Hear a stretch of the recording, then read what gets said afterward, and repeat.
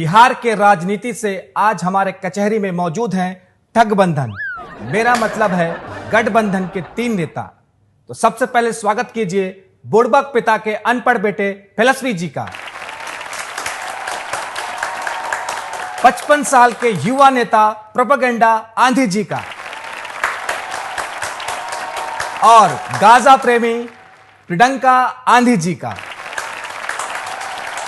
तो सबसे पहले आप सब हमें यह बताएं कि चालू जी क्यों नहीं आए। देखिए भैया, इनकी हरकतों की वजह से चालू जी कहीं पे अपना मुंह छुपाए बैठे होंगे, इसलिए वो नहीं आए। हाँ, जैसे इनकी हरकतों की वजह से इनकी माता जी सामने नहीं आ रही हैं। आलू डालिएगा सोना निकालिएगा, आलू डालिएगा सोना निकालिएगा, आलू पगलू कहीं के हट। तो मेरा पहला आरोप फिलस्वी आप पर है।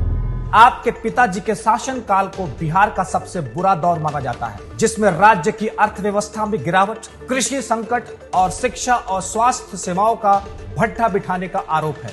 इस पे आप क्या कहना चाहेंगे? इस पे हम यही कहना चाहेंगे कि थैंक यू कि इतने सालों बाद भी उनके कामों को याद किया जा रहा है। उनका भी यही सपना था कि उनके कामों को सालों तक याद किया जाए। देखा आपने लापरवाही का नतीजा।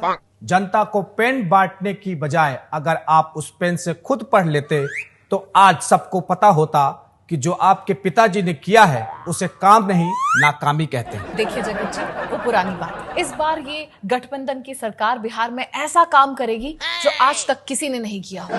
हालांकि चालू जी के समय में उन्होंने ऐसे काम किए जो आज तक कोई नहीं कर पाया। बिल्कुल सही कहा। उनके राज्य में आज तक का सबसे खूनी चुनाव हुआ था, जिसमें सैकड़ों लोग मारे गए थे। 600 से ज्यादा लोगों का नरसंहार हुआ था। इस पे आप क्या कहेंगे? हम यही कहेंगे कि भगवान उनकी आत्मा को शांति दे।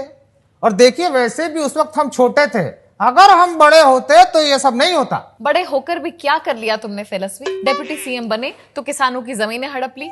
तुम्हारे बड़े भाई ने 90 लाख रुपए की चिड़ियाघर की मिट्टी खा ली। मैं तो अब तक फ्री में मिट्टी खाता रहा, मुझे क्यों नहीं दिए बेचे? हाँ, खा गए 90 लाख।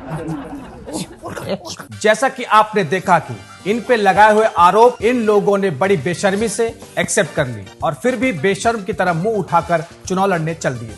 जनता से यही निवेदन है कि अपना वोट सोच समझ के दें।